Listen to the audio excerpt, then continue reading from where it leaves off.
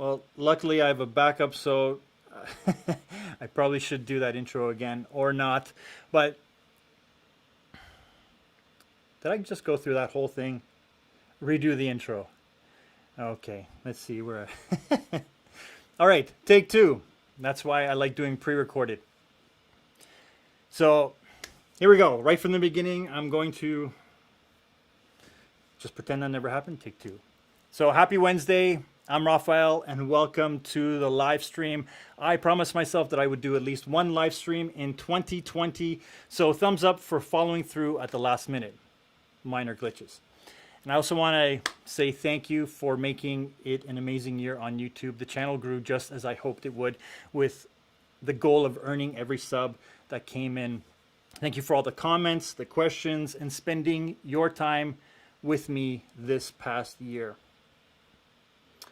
And right off the bat, I want to say a big thank you to Tom Buck, Tiago from Classical Technology, Jashim, and Dan. You guys specifically helped elevate this whole conversation and push me to keep going, being my sounding board for ideas, for videos, for thumbnails, YouTube analytics, and generally nerding out on tech and the creative space. Also, thank you to my beautiful wife and kids for supporting me with all that I do on and off of YouTube. And also, thank you to all the people that subbed or didn't, but stopped by for the videos. You guys really made this interesting year fantastic. So big thank you to everyone that watched the videos. Where are we? Let's go back to a better view. How about that?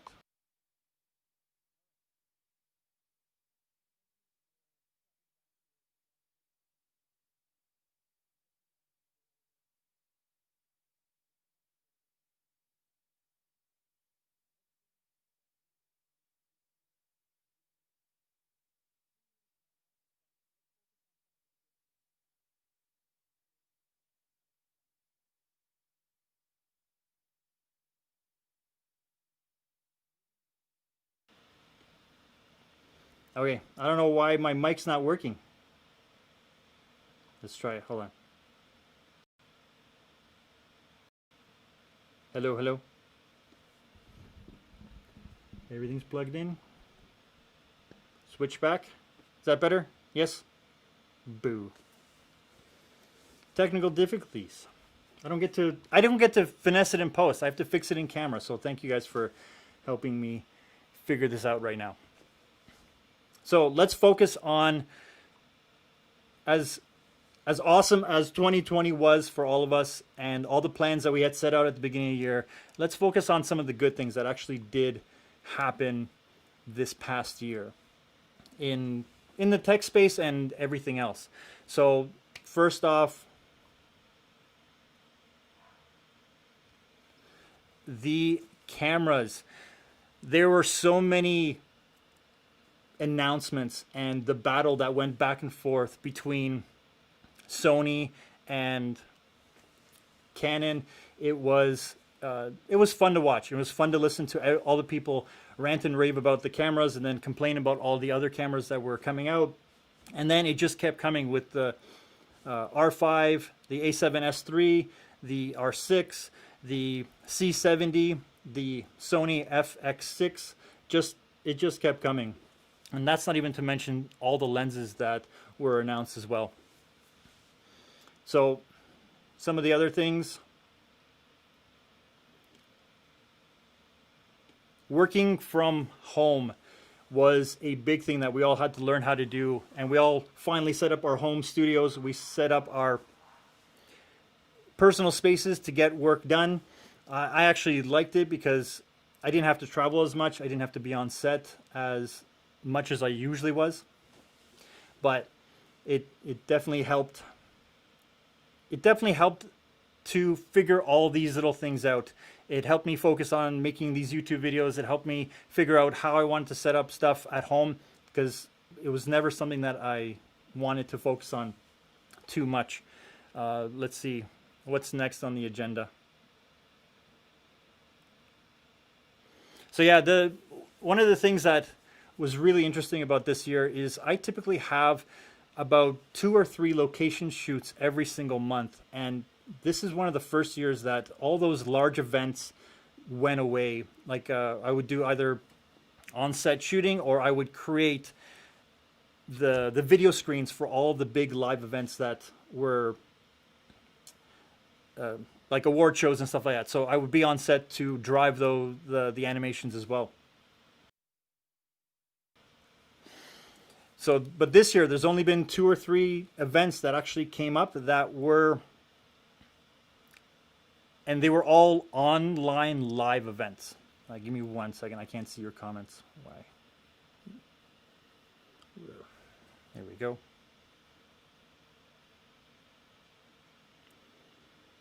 All right.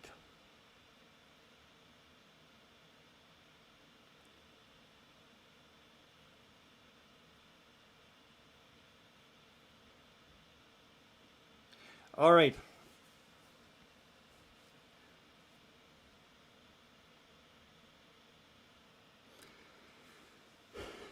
So, hey, Jassim, how's it going? I see you.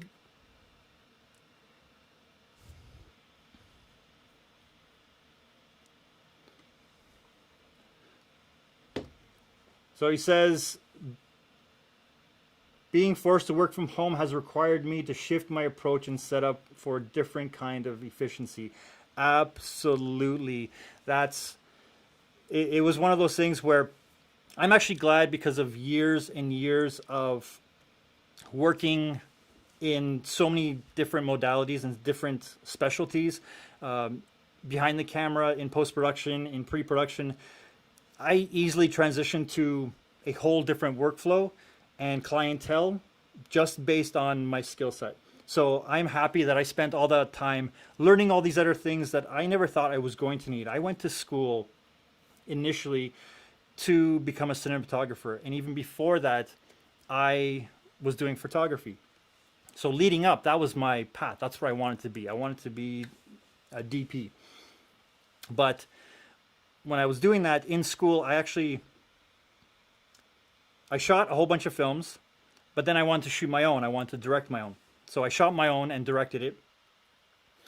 And then there was no one to edit it, so I had to learn how to edit it. But then when people saw that I was able to edit, they're like, hey, can you help me edit my film? And I was like, sure, no problem. So just through necessity, I learned how to do that. And then I wanted to do a title opening sequence for my film, and no one else could do that. So I did that, and then other people saw that and wanted to do that. So I slowly just started, through necessity, doing all these things. And I'm glad I did, because it opened so many different doors, and being able to communicate to so many different specialties within the field, that it made the whole process better. Like someone asked me what my favorite process, what my favorite part of this process is, and I said the entire process. It's in one of my previous videos. So just being able to shift and having that extra stuff that you wanted to do is definitely worth it. If there are things that you want to learn, I say go and learn them, just to learn them, because you never know when those things will come up and be something very useful for you, and you don't even know what it could be until you actually get there. So let me just refresh this one page. So one of the other things that came out of 2020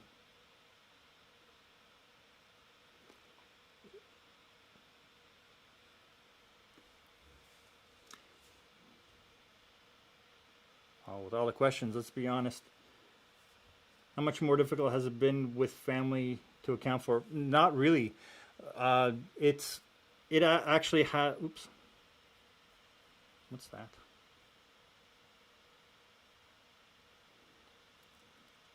Sorry, guys. There's a weird ad playing.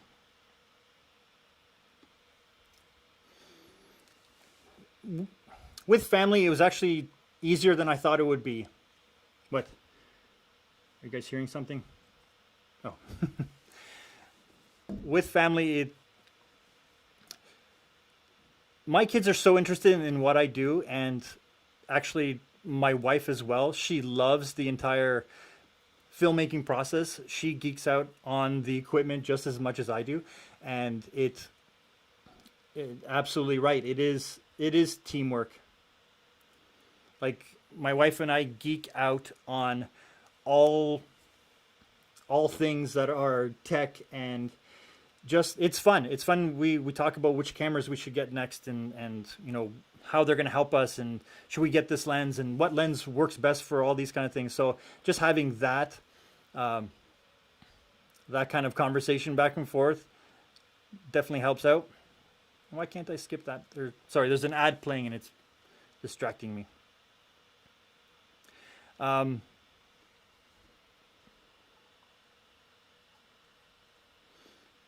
Well, yeah, absolutely right. It is a support system. It is.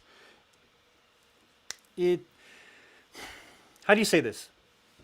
There, there are definitely people that cheer you on and want to see you succeed, and you want to find those and surround yourself with those. They always say, like, look at the 5 people that you surround yourself with, and though that's how your life is heading. And if you can find people that have the same direction as you and they're going in the same place, that's where you're going to end up going too.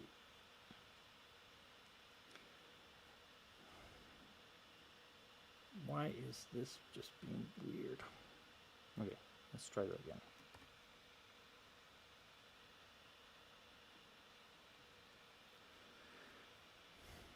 All right. Woohoo. Back at it. Okay. I can see your comments again. Good. Give me 1 second. This is my very first live stream, so I appreciate you guys, A, being here, and B, just being patient with me until I figure this stuff out. Now, I've done live streams before for other people. I've worked with Tony Robbins and Stephen Hawking and Gary Vee. I've run the back end for their live streams, so I understand this. My brain wants to do one of 2 things. One is talk, and the other one is produce the show. So I'm trying to figure out what that balance is between these 2 places. Hold on. I want to see your comments because then I can stop thinking about it. I don't know why the comments aren't showing up there. All right, I'm going to just look at the comments here because that's where they're showing up.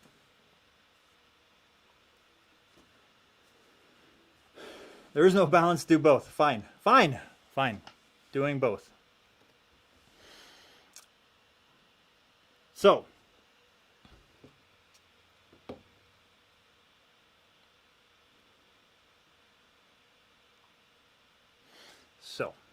okay. Panther Flow, you're welcome, and thank you for being here. Thank all you guys for being here. Okay, let's move on to the next thing. So talked about the cameras, and one of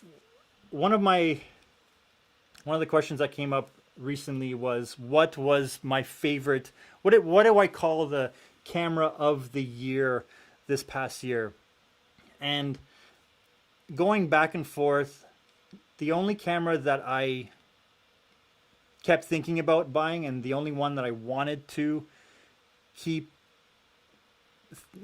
buying, and the one I wanted to get, was the R5, because with every firmware update, they resolved all those little issues that came up. The heating, all that kind of stuff went away, and the video that I made about it being overblown, it came to fruition. It really didn't matter. And because it's a hybrid, it's not meant to be long form, to be filming stuff like this. Like, get a dedicated video camera, but the quality of the sensor just blew people away, and it's still getting high marks. And the A7S comes nowhere near to the photo quality when considered as a hybrid camera. The R5 just blows it out of the water, 100%.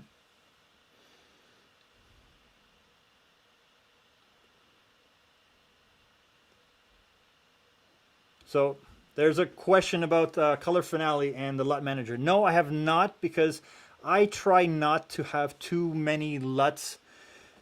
I try not to use too many LUTs, because I actually feel that it slows down the process.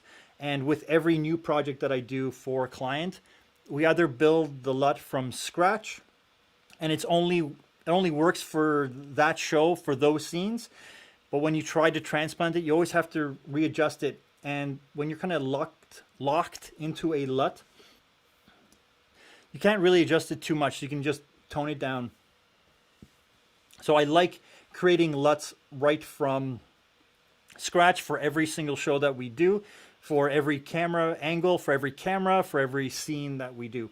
And I've just gotten the habit of doing that. Now, for this stuff like this, I use a LUT because I know the camera I'm going to be using, I know the lighting setup that I'm going to be using, and I know my skin tone that's going to be on camera. But if someone else were to sit here, I'd have to adjust that LUT to work with them. Now, there's technical LUTs, but I try to avoid those as well unless I can't match it well enough just by tweaking the numbers. So that's the LUT manager. I just personally don't have too many LUTs that I work with. And that's why I've never created a LUT package to sell. But I may post in the future the LUTs for the EOS R, for the C200, for the R5, and just create the base LUT and just simple looks that look pleasant. That's where I may go with it in the future.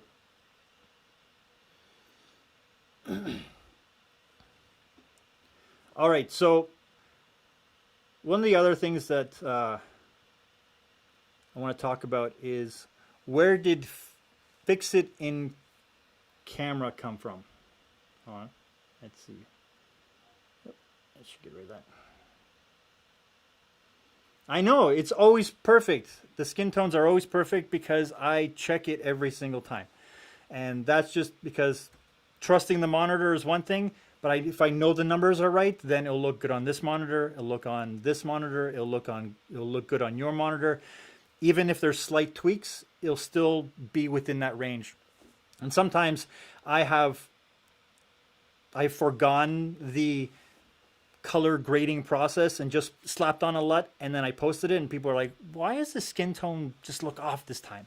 And it's just because I didn't check it. I didn't take the 30 seconds to just check the scene to make sure that it actually worked and that it looked good on. If the numbers are right, learn to trust the numbers. You could color correct with a black and white monitor and know that your colors will be right just based on the numbers. And that's why it's a little hard for me to use Lightroom, because I'm so used to having a vector scope and having a waveform monitor that give you true values and knowing where the skin tones are. I wish there was a vector scope in Lightroom.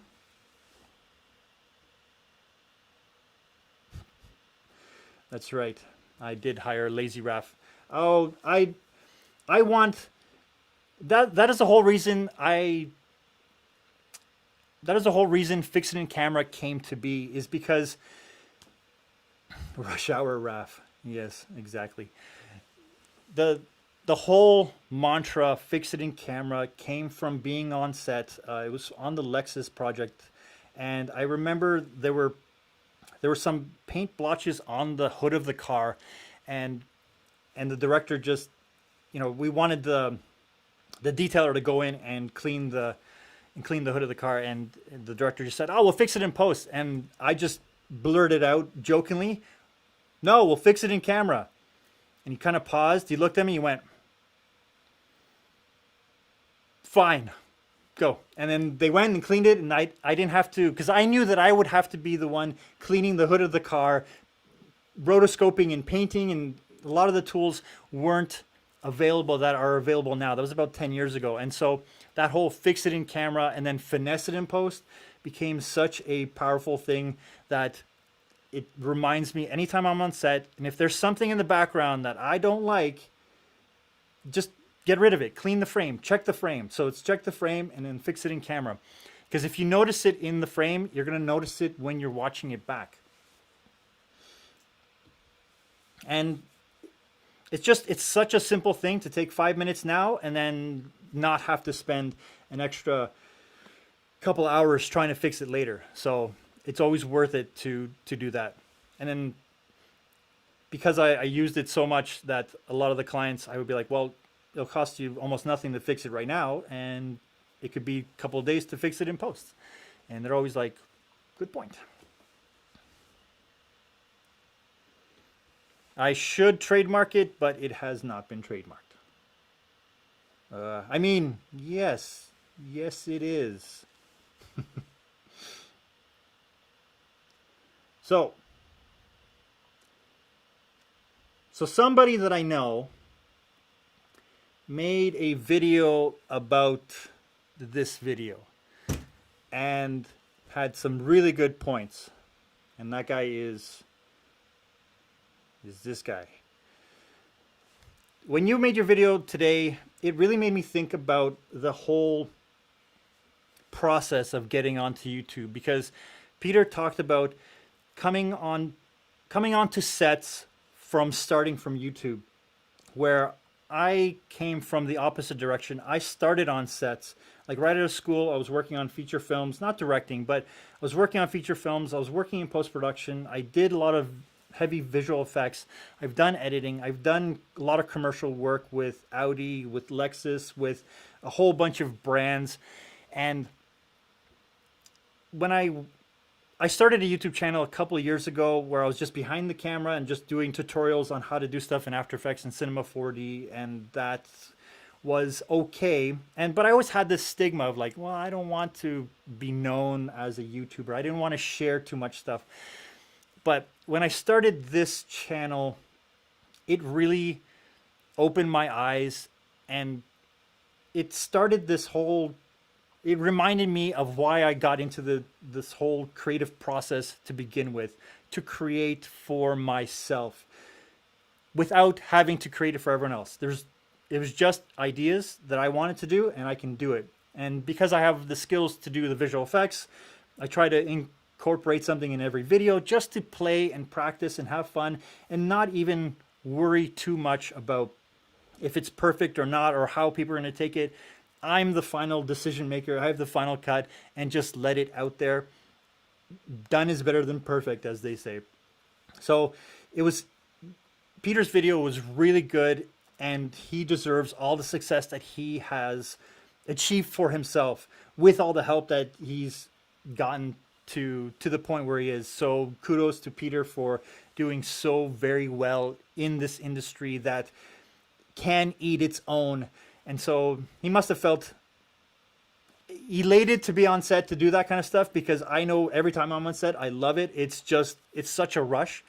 And, working on YouTube and being kind of alone in your space and just talking to a camera. I know you guys are here and listening. That this is an interesting experience. This is a little bit different than just talking to a camera that I know I'm going to edit in the future. But so like kudos to him. And because he's such a strong creative force and he already has the charisma to communicate so well, I think that he deserves everything that he's gotten. And that's all I got to say on that. So let's see.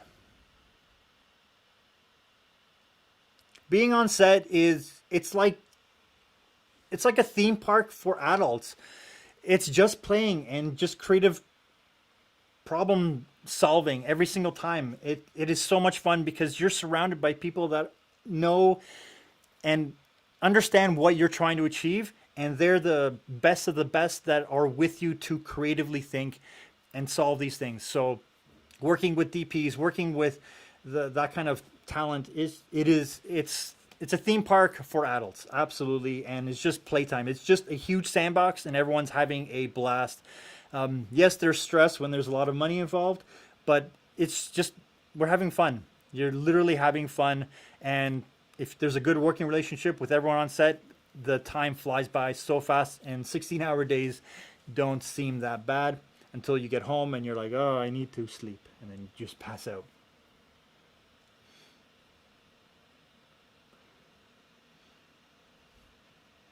So one of the other things that I want to chat about specifically for this year are Let me just get it up.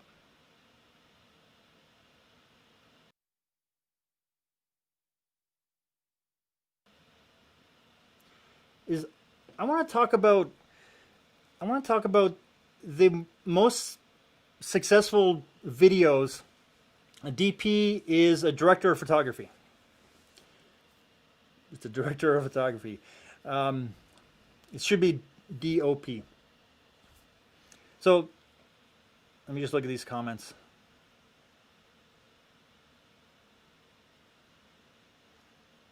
Wes, hello. Yes, the color grading tutorials. I am sharing those because I found them to be a lot easier. I created my own path versus the ones that I found on YouTube because they just felt too confusing, and I just wanted to share something that was a little bit simpler, especially for the EOS R, which is a great camera and it's really easy to color grade and make look fantastic. Wes, how's California? How is everything? I hope you're doing well.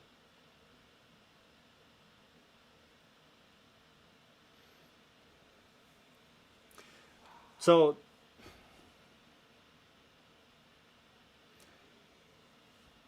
you can't see the full comment. Oh, let me just go back.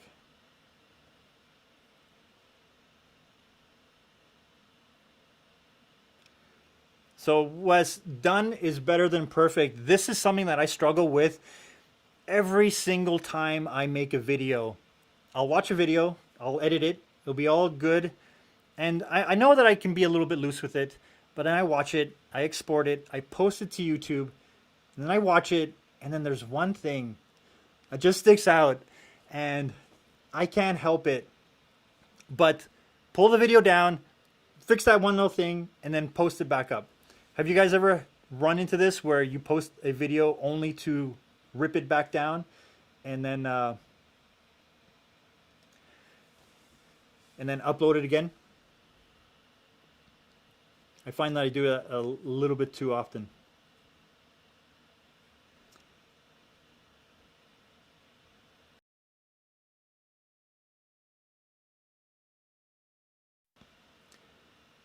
The YouTube videos that did well, yeah, I have typos. I've done a lot of typos too. So I was surprised that the videos that did well, I knew that the EOS R videos were going to do well because the first one that popped off was the EOS R video. So I knew that YouTube would favor those. But lately, like this year, like this one's from last year. This is the first one that kind of popped off and got me a lot of subscribers. It was my 12th or 13th video. But this one about filters, so it's still camera related. I thought that was interesting that it's my best performing video. But lately, and this was a surprise to me, were videos about Apple products. Now, I try to always skew videos that are within the theme of the channel. With how would someone that fixes it in camera and finesses it in post, someone that is a creative, lives a creative life, how would they use these products? How would it impact them to do what they do better and easier? So I found that very interesting. So I'm saying so a lot. Expect a few more Apple related videos. I hope you guys are okay with that. Great, good. Okay, I'm glad that is settled. All right, let me jump out. Okay, just reading a comment. When shooting outside, do I auto white balance or try to manually adjust? Rarely do I use auto white balance unless it's like super run and gun, but I always have my Lumu light meter with me, so I do try to check it because I know if the color temperature is correct, then the skin tones are going to be that much closer to being correct. And that's the difference between having good, like right on, spot on skin tones, is knowing that the light that you're working with, or the lights that you're working with, are the actual color temperature that they say they are. Like I just did a little review about the small nan light Pavo tubes, and their color temperature is actually really off.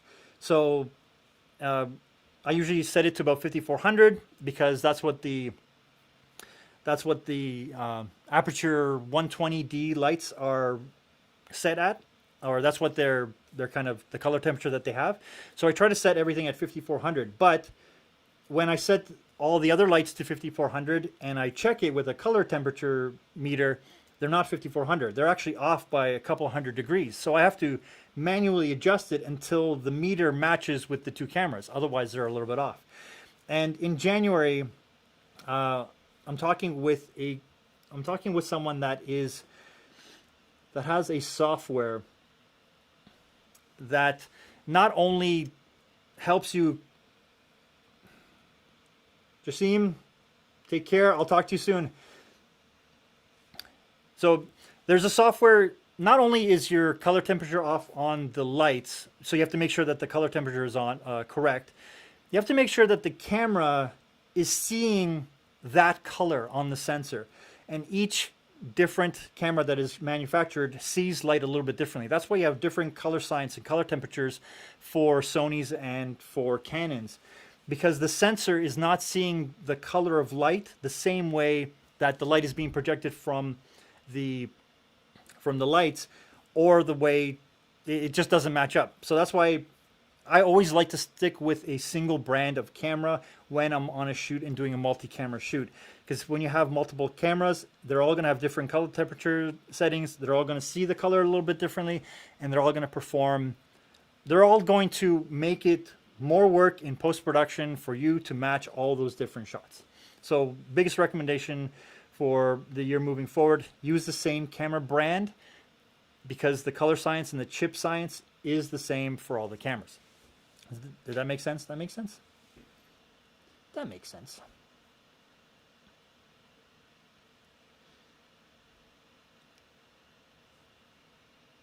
Okay. So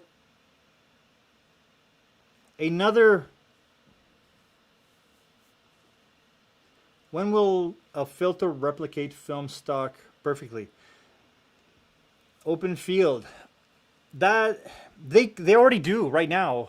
All the sensors, majority of the Hollywood films that are being shot right now, that are shot on digital sensors, they shoot it as clean as possible in the flattest profile possible, and then they add film grain on top of it.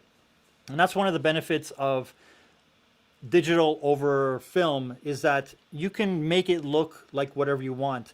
I did a video for the Hollywood Blackmagic filter, and a lot of the Hollywood films don't even use those filters anymore. They'll do that in post, but it just takes time and understanding how the bloom works and how to get that kind of look properly onto the digital format. But for us that need to run and gun, using that filter is a lot quicker than having to try to figure it out in post. So fix it in camera is one of those things where, and then finesse it in post. But so right now, I think the film emulations software and plugins, they work really well. DaVinci has a whole bunch. A lot of people sell them. The higher end film studios use them, and it's about being subtle. And the goal with film is always to make it as clean as possible. So they usually run it through a denoiser before or right after they scan it. So it's this weird balance of they want the film look, but then they clean it up only to add the film look. It's all an illusion. It's all playing at that point. So one of the other things that I think was great about 2020, and this is something that a lot of people just kind of they're kind of going, they have mixed feelings about it. So I'm just looking for the title. Didn't I make that title? I guess not. Oh. Yeah, Lumu Power, I think they took it off Amazon, but you can go to lumu.io or lu.mu and then pick it up from there.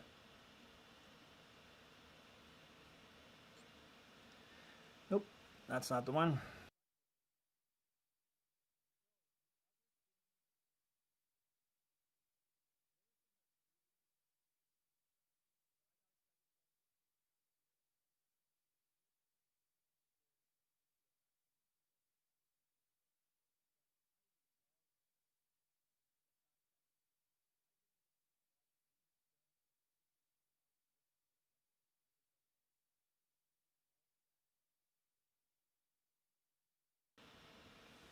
I don't know. Every time I switch over, it goes to mute. My apologies for that.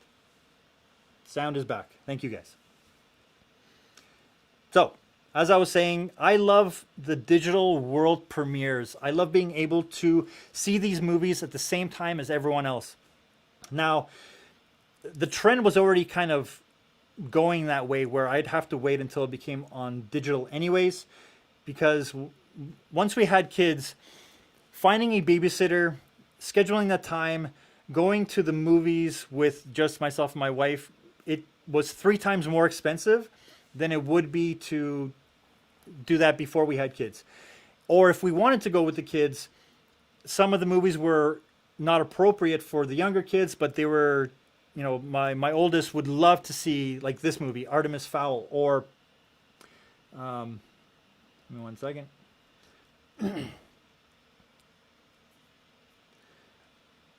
Or like Mulan or Scoob, The Croods, recently with Soul and Wonder Woman.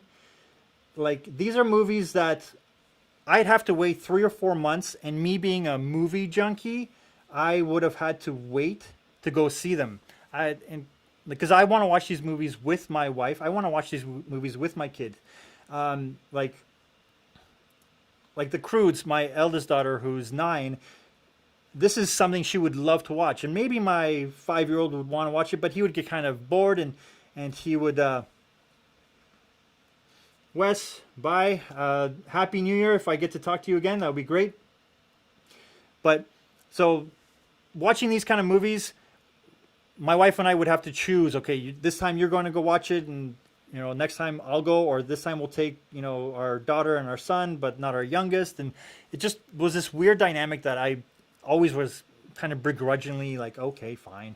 Because I want to watch these movies too. I enjoy watching all genres of movies, kids movies, adult movies, and having the digital world premieres is something that I loved that it happened this year. And I kind of called it back in March that they would start doing this, because there was no way they were going to let these movies go by without releasing them, like letting the whole year go by and hoping for the best when they knew that a second wave would come. They knew all this stuff, and they have to keep that machine turning, right? It's like YouTube. You got to keep putting out the content or people are going to forget about it. So I love that these world premieres happened. I love that we got to see these movies on the day that they were released, and I'm happy to pay that extra premium price to watch it, to be able to pause it because we have kids, or to watch it a little bit later when the kids are asleep without having to hire a babysitter, which you can't do this year anyways.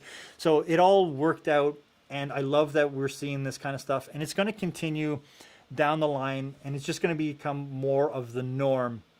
And I know that it's kind of a bad luck thing, not bad luck, but it's a bad run for the theaters out there, but it's something that it's going to happen anyways. It's the same reason why there's no DVD stores or blockbusters.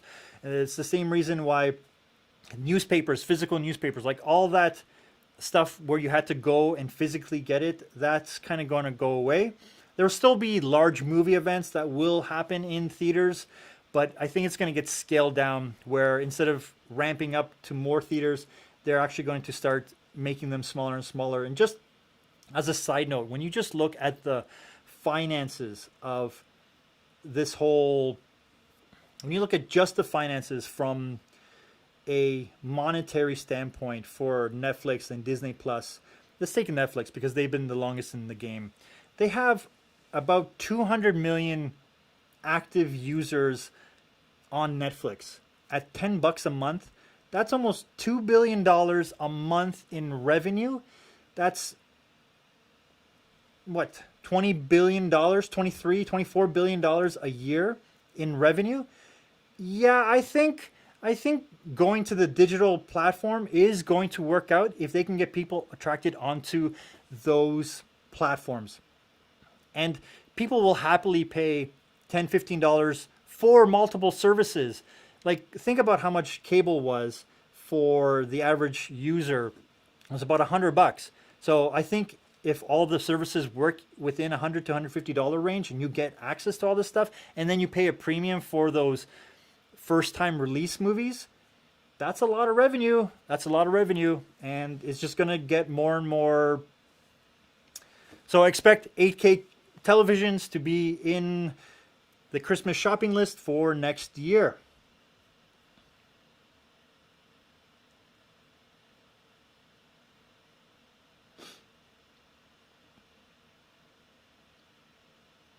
So, where are we going with this?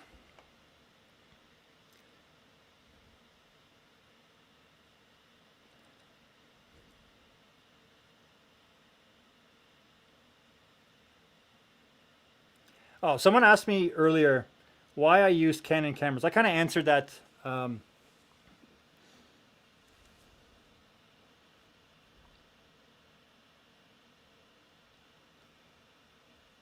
Does it make a big difference for 8K TVs? No, but the TVs will actually be able to be bigger with the same resolution as 4K televisions now. So I think expect wall televisions, and televisions are going to start. They're going to come in panels, and you can add panels to make the TV as big as you want. But you're always going to need to add 16 or X amount of panels to make your TV bigger. So expect wall TVs to become frameless and literally a wall. Think of micro LED technology. It's just going to be, the home theater of the future is going to be awesome. And you're going to be watching cinema quality in your basement or over your fireplace. Never put a TV over a fireplace, apparently. Oh, so yeah, the biggest reason why I use Canon cameras, and I've used them for about 10, 12 years now exclusively, is their autofocus, the consistent look between the camera to camera, the lenses, the ease of use, all those little things add up to just making the whole experience of just capturing content fantastic. And also the majority of the cameras that were requested on the medium projects that I worked on were Canon C300s. So I just bought complimentary cameras for myself, because if I ever needed to be on set to grab some extra shots or to do behind the scenes or whatever, it all worked in a nice little ecosystem. The other thing was that the color science just was better previously, and because I've built my little gear kit in Canon cameras, it's just a nice place to be. I'm comfortable there, just like I'm comfortable with Mac and Mac OS. I know how to use computers, but I just don't want to deal with having to fix them. So I know how to drive the software, but the computer, all that kind of stuff, I wasn't interested in that. Projectors are interesting. I worked for a company that did exclusive events with just projectors, and we're talking about 30,000 lumen projectors, super bright, 4K. They're loud, they're hot, and if anything gets in the way, even the short throw projectors, if anything gets in the way, or if there's any kind of little dust, it's one of those annoying things, and they actually get soft towards the edges of the frame if it's not focused properly, especially the short throw ones that are like only 30 inches away from the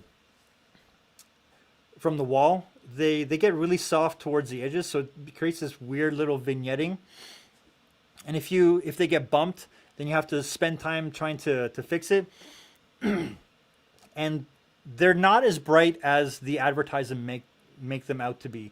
They're okay, but you can't watch them during the day with a clear image, unless you're using a specific paint, or highly reflective paint. That helps.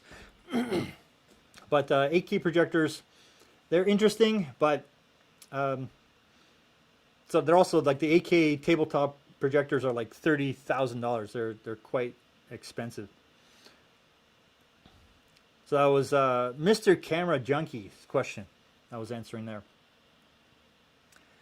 So what's on my wish list? On my wish list camera wise is the R1. I know that the R5 is available. I think the R1 is going to be my replacement for the 1DX that I sold this past year. So I'm looking forward to a really good fast camera with really good video specs. I think they're going to bump it up. I think they're going to have 8K in it as well, but it may be a 6K camera with RAW. But I think it'll actually work better in low light because it'll have a 20 or 30 megapixel sensor. So it'll probably be better in low light than the R5 is currently, but still have really good resolution for majority of the photos that you need, but really good on the video specs and just a good overall high performance camera. And I think they're going to come out with 24 frames per second in silent shutter mode, which would be almost like shooting film. So that would be interesting.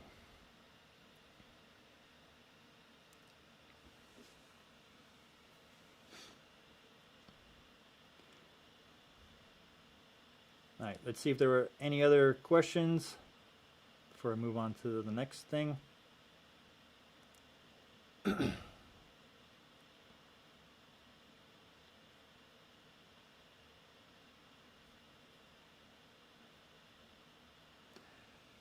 All right.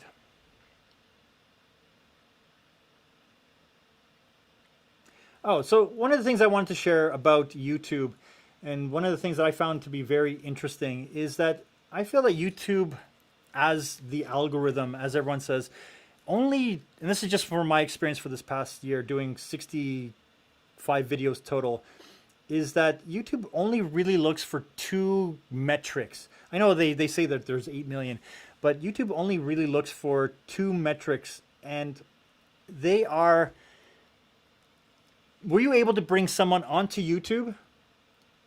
And were you able to keep them there after they watched your video? So were you able to bring them to YouTube is the search, the YouTube search. Were you able to bring them to watch your video? Can you get them off another platform onto their platform? And then once they're done watching your video, did they jump to another video either from you or from someone else? Those are the things that I found really pushed the videos that I was working on. That's when the search really helped out. And then once people showed that they were coming and then they watched other videos, then the video started to do a little bit of a climb. Like there wasn't anything explosive, but that's what really showed as something that YouTube is looking for. Can you get them onto their platform watching as many videos as possible? They don't really care. YouTube, the algorithm, doesn't care how much you enjoyed the video. They don't care what your video is even about. It's just, could you get them there and did they stay there? And the longer they stay, the more videos they watch, the more YouTube's going to be like, I like what this guy's or girl, he, she, him, her, that whole thing. YouTube just likes that. So they want to promote those kind of things.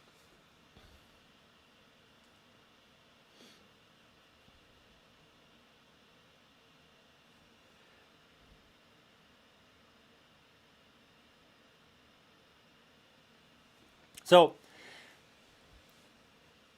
I just want to say that 2020 has showed us just how adaptable people have been, how people with lots of specialties and were able to focus on people tried different specialties, and they were able to focus on and shift to make this year work. Photographers learned to shoot video. Video shooters learned to edit, and editors learned motion graphics and animation. Everyone was learning through necessity, which was fantastic. And that's why I made a lot of those videos, to help people take that next step. Like, my target audience is people that understand how to use a camera already, and then just use it a little bit better, or take that footage and then do something a little bit better with it in post-production to make that switch over a little bit easier. Because everyone that is creative, that picks up a camera, expresses themselves uniquely in their own way. They want to capture things the way they want to, and they see the world in interesting ways. That's why different angles and different perspectives will come from different people looking at the same thing, but from their own perspective.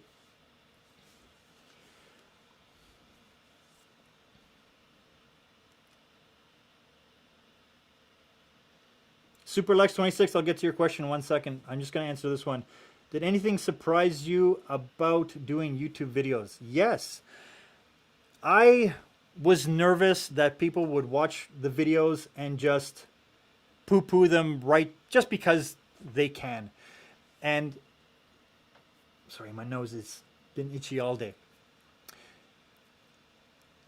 Working in this field, working in this creative industry, how much work goes into creating any kind of content is vast.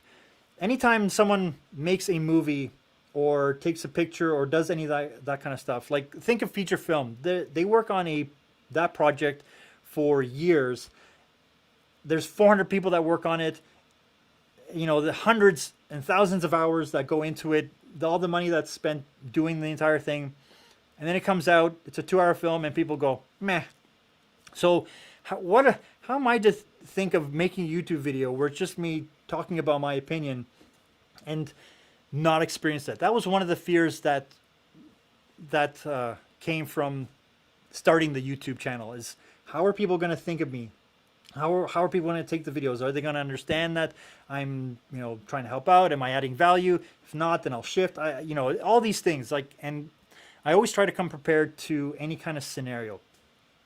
And coming prepared to this is like, okay, I knew the videos I wanted to do. I knew the videos that I knew the topics I wanted to talk about.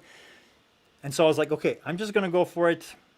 Positive, negative, it didn't matter. I was just going to make the videos that I wanted to see and that I wanted to communicate and see where it goes. So the thing that surprised me was that how many people were so open and positive and receptive to those videos, to what I thought was value add. They reciprocated that and said, yeah, this was helpful. So I found that was overwhelmingly more positive than I could have hoped for. So that was one of the things that really surprised me, how quickly and how overwhelmingly positive this community has been.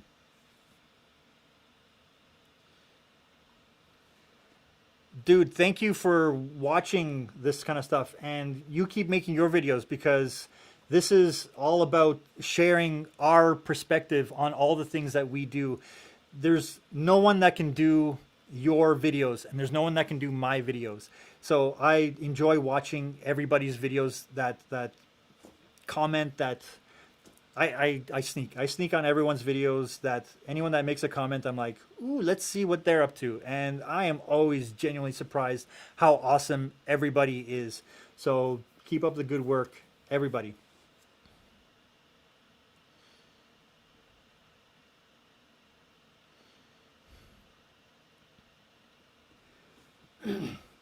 I've enjoyed this entire process. I've enjoyed taking all the skills that I've learned over the years in the shadows, just for paying clients, and just making for me to make.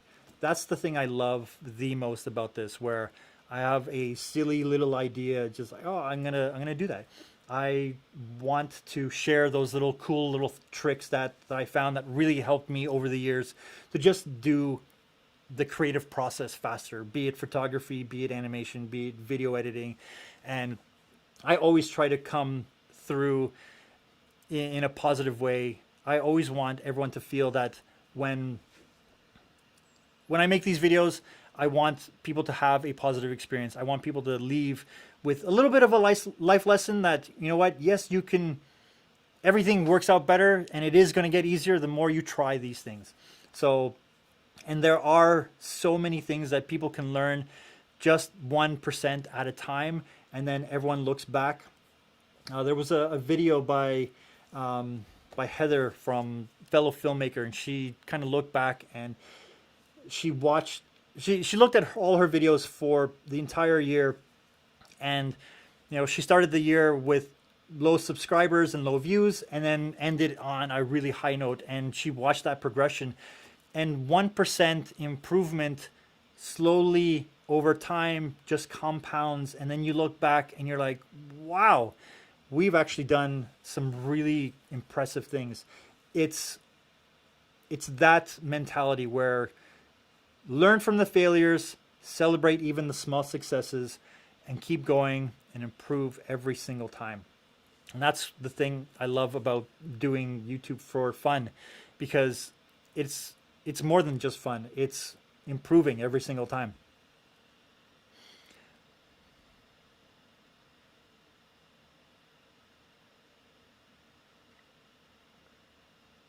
So,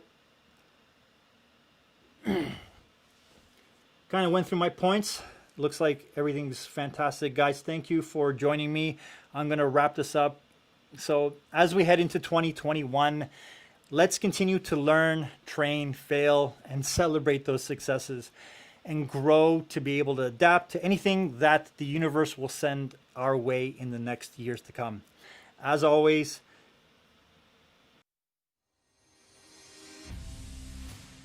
there you go.